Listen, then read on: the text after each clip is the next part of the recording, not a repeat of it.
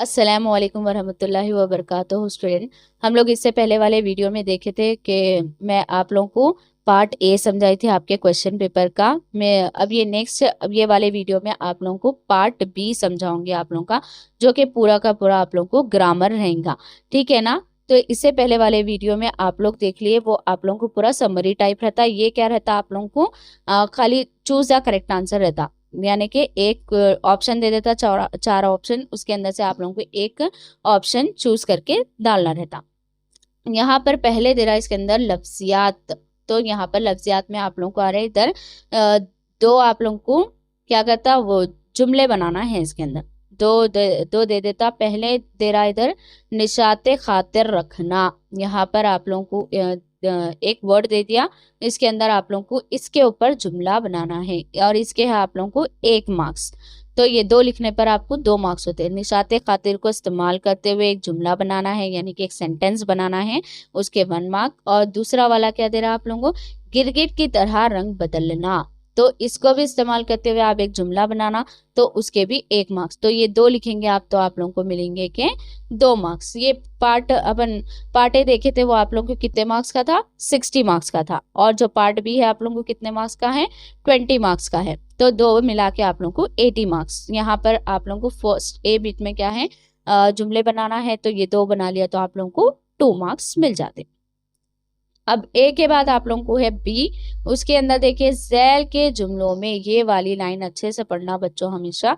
Gel के जुमलों में खत कशीदा अल्फाज के सही मायने का इंतखाब करके अलामत ए बी सी डी दिया गया है को खौसेन में लिखिए। खौसेन मतलब ब्रैकेट, ब्रैकेट में लिखना है। ये 4 आपको ऑप्शन दे दिया गया। क्वेश्चन अच्छे से पढ़ना। और खत कशीदा अल्फाज यानी कि अंडरलाइन वर्ड को क्या बोलते हैं, खत कशीदा अल्फाज के सही मायने का इंतखाब करके, इसमें से आपको सही मायने का इंतखाब करके लिखना है। तो यहाँ पर पहला, अब यहाँ पर 2 दे दिया तो यहाँ पर 3 है। ये पार्ट भी तो आप लोगों को आपके आंसर शीट के साथ टाई करके देना रहता है, ये भी याद रखें। तो यहाँ पर थर्ड है, अल्लाह ताला बहर और बर का मालिक है। तो यहाँ पर अंडरलाइन वर्ड खत कशीदा अल्फाज कौन सा है, बहर।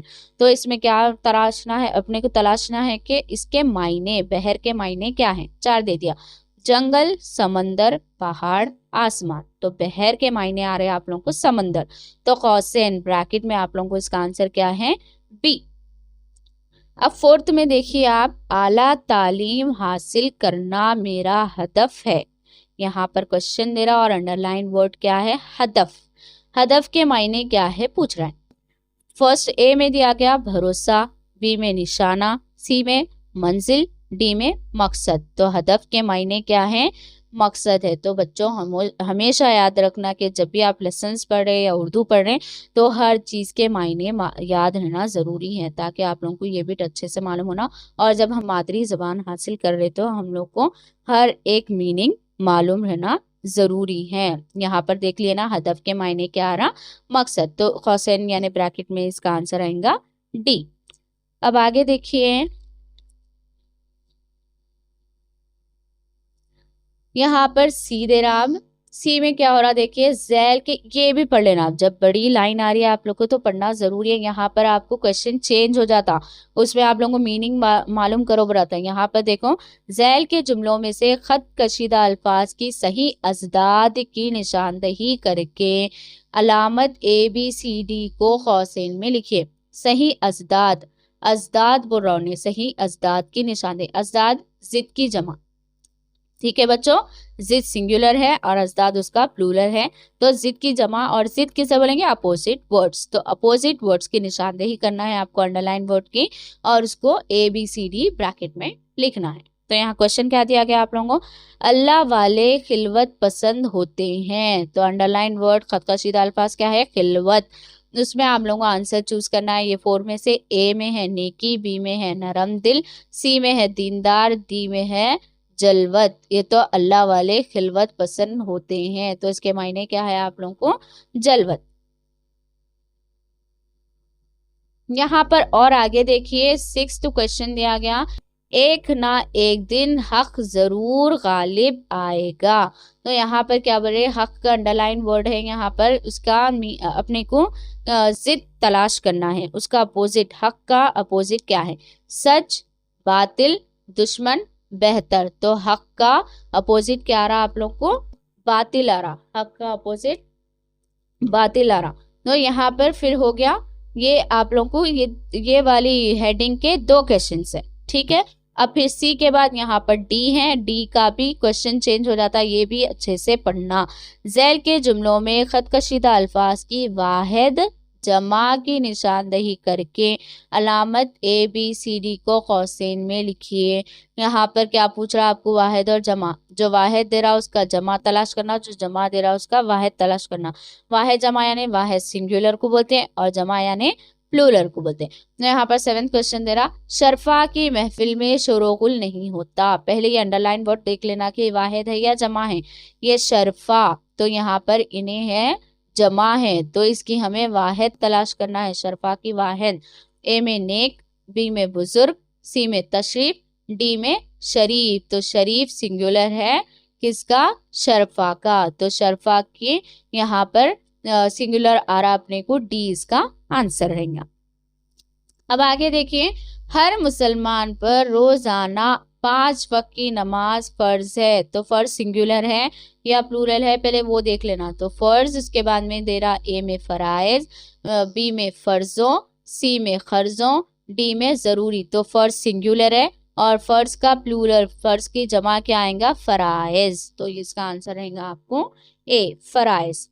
अब डी के बाद में फिर क्वेश्चन चेंज हो जाएगा, यहाँ पर ई है, झैल की खाली जगहों के लिए मुनासिब साइका लाहिका की निशानदही करके अलामत ए बी सी डी को कौसैन में लिखिए। तो यहाँ पर साबिका और लाहिका के बारे में आप लोगों को अच्छे से दिया गया है आपके रीडर में, वो अगर आप लोगों को मालूम रहेगा तो आप ये वाले 2 मार्क्स अच्छे से कैरी कर सकते हैं। तो यहाँ पर डैश देते हैं, डैश में आपको सही साबिका और सही लाहिका क्या आना है वो लगाना है। ये आदमी बहुत खुद डैश है, तो ये चारों में से आएगा आपको, ये आदमी बहुत खुद डैश है, खुद कार आएगा या खुद साज, खुददार, खुदबाज। तो यहाँ पर क्या है, बाद में आ रहा, तो लाहिका लगना है इसको। तो पहले में आया तो साबिका और बाद में आया तो लाहिका। तो यहाँ पर खुददार, कोई भी आदमी, वो कौन सा आदमी है बोले, खुददार आदमी, बोले तो दार सी। यहाँ पर शुरू में आना है, साबिका है ये, डैश असर अफराद से दोस्ती करो, बेअसर या फिजी असर या गैर असर या अच्छे असर। तो यहाँ पर क्या बोल रहे हैं, बेअसर आना, यहाँ पर बेअसर अफराद से दोस्ती करो। यहाँ पर फिर ए, आप लोगों को फर्स्ट बिट में क्या थे, ए बी सी डी ई था। अब ये जबाने शनासी सेकेंड बिट है, ये इसके अंदर जबाने शनासी बोलते, तो पूरा आपका ग्रामर का पार्ट रहेगा, ये पूरा का पूरा ग्रामर पार्ट। आप लोग मेरे वीडियो को पूरा देखना, शुरू से लास्ट तक देखना, ताकि मैं आपको हर एक क्वेश्चन डीपली समझा रही हूँ, उसका आंसर डीपली समझा रही हूँ। तो क्या है, आपसे कोई भी पॉइंट्स छूटना नहीं चाहिए, इसलिए मेरे वीडियो को क्या करना, आप शुरू से आखिर तक पूरा देखिए। यहाँ पर सेकेंड बिट में जबाने शनासी बोल रहे हैं, यानी कि पूरा का पूरा ये आपको ग्रामर रहेगा, ऐसे बिट्स नहीं आएंगे उसके अंदर, एक ही बिट रहती और वो पूरा ग्रामर से रिलेटेड रहेंगी। झैल के सवालों के सही जवाब का इंतखाब करके अलामत ए बी सी डी को कौसैन में लिखिए। तो इसके मार्क्स है आप लोगों को एक का 1 ही मार्क्स रहता, तो कितने आ रहे हैं यहाँ पर 10 मार्क्स हो जा रहे हैं आपके, ये 2 मिला के आपको 10 मार्क्स होते हैं। ये यहाँ तक 10 मार्क्स कैरी कर लिया आप, फिर आगे आपको 10 मार्क्स है, इसके भी 1 मार्क्स। पूरे ऑब्जेक्ट में कौन सा भी आप पिक करो, एक का 1 मार्क्स है। यहाँ पर 11 देर आप 10 हो गए 11। वो इल्म जिससे अशार का वजन मालूम किया जाता है। बच्चों, आप लोगों को मेरे ग्रामर के एक वो फर्स्ट लेसन का जो ग्रामर करे थे हम लोग, उसी का क्वेश्चन है, देखिए ये, वो इल्म जिससे अशार का वजन मालूम किया जाता है। इसमें है ए इल्म उरुस, बी इल्म नहू, सी इल्म सर्फ, डी इल्म आदात। तो वो इल्म जिससे अशार का वजन मालूम किया जाता है, उसका सही आंसर है इल्म उरुस। तो यहाँ पर ए आ गया। नेक्स्ट देखिए, दो हुर्फी लफ्ज जिसका पहला हुर्फ मुतहरिक और दूसरा साकिन हो कहलाता है। ये वाला भी ग्रामर में आप लोगों को एक्सप्लेन करी, उसी का क्वेश्चन है ये फर्स्ट लेसन के। तो यहाँ पर भी आप लोगों को ऐसा बोल रहे कि दो हुर्फी लफ्ज जिसका पहला हुर्फ मुतहरिक और दूसरा साकिन हो क्या कहलाता है? वो सबब, वतद, फासला, हुर्फ तख्दीर। तो ये चारों में सही आंसर क्या है? वतद है। पहला हुर्फ मुतहरिक और दूसरा साकिन हो तो कहलाता है वतद। 13 वाला है आपको, जब किसी लफ्ज पर अलीफ लाम लगाया जाए और वो अलीफ लाम नहीं पढ़ा जाए क्या कहलाता है? तो यहाँ पर अलीफ लाम लगाना है लेकिन अलीफ लाम पढ़ा नहीं जाना है, वो क्या कहलाता है? हुर्फ शमसी, हुर्फ खमरी, हुर्फ अत्फ, हुर्फ इल्लत। तो इसका सही आंसर है आप लोगों को हुर्फ शमसी। हुर्फ शमसी में 6 अलीफ लाम लगाते लेकिन अलीफ लाम पढ़ा नहीं जाता। अगर अलीफ लाम लगा रहे हो, अलीफ लाम पढ़ रहे तो वो हुर्फ खमरी होता है। आपको एग्जामिनर ज्यादा कंफ्यूज करने के लिए देखो दो भी दे रहा, लेकिन आप सही से पढ़ के सही आंसर डालना उसका, ठीक है। अब नेक्स्ट देखें, शेरी महासिन को उजागर करना और इससे लुफ्तंदोज होना कहलाता है। तो ये वाली लाइन आपके ग्रामर में है। और तो शेरी महासिन को उजागर करना और इससे लुफ्तंदोज होना क्या कहलाता है? चार ऑप्शन दे दिया गया, इल्मे बयान, इल्मे उरूज, किनाया, इल्मे हिजा। तो इसका सही आंसर है आप लोगों को इल्मे बयान। आगे देखिए, इनके आरिस पे दमकते हुए आंसू तौबा, हमने शोलों पे दमकते हुए शबनम देखी, इस शेर में कौन सी सनत इस्तेमाल की गई है? तो यहाँ पर दो अशार दे रहा आपको, देखिए बोल रहा कि इसमें कौन सी सनत इस्तेमाल की गई है। यहाँ पर चार ऑप्शन है आपको, तशबीहा, मुतरादिफ, इस्तियारा या मुबालिगा। ये पढ़ने से आपको समझ में आ जा रहा है इसमें कौन सी सिंध का इस्तेमाल किया गया है, सनत का इस्तेमाल मुबालिगा। तो इसका आंसर आएगा आपको डी। तो देख रहे हैं ना बच्चों, आप जैसा अपन पढ़ रहे तो ये आपको समझ में आ रहा होगा कि पूरा का पूरा आपको ग्रामर पार्ट है आप लोग का। यहाँ पर 16 देगा, चावल पर खुल लिखने का फन कहलाता है। ये आप लोगों को जो लेसन में सिन्फ आ रही ना, तो वो कौन सी सिन्फ, कौन सा फन है वो उससे पूछ रहा हूँ। जैसे कि नात में अपन पढ़े मुसद्दस है। अब ये वाला भी देखो, चावल पर खुल, यानी छोटे से चावल पर खुल अल्लाहु अहद का सूरा लिखने का फन कौन सा है, कितना मुश्किल है, वो फन कौन सा है? ए नावल, बी दास्तान, सी मुख्तसर अफसाना, डी कहानी। तो इसका सही आंसर है आप लोग को मुख्तसर अफसाना। तो मुख्तसर अफसाना इतना मुश्किल फन है कि चावल पर खुल का सूरा लिखने जितना मुश्किल है। अब आगे देखिए, 17 दे रहा आपको, किसी बात को जानते हुए भी अनजान रहना कहलाता है। तजाहिल आरिफाना, मुबालगा, तजाद, तजनीस। तो यहाँ पर आपको सही आंसर है, किसी बात को जानते हुए भी अनजान रहना कहलाता है तजाहिल आरिफाना। यहाँ पर ए आ गया।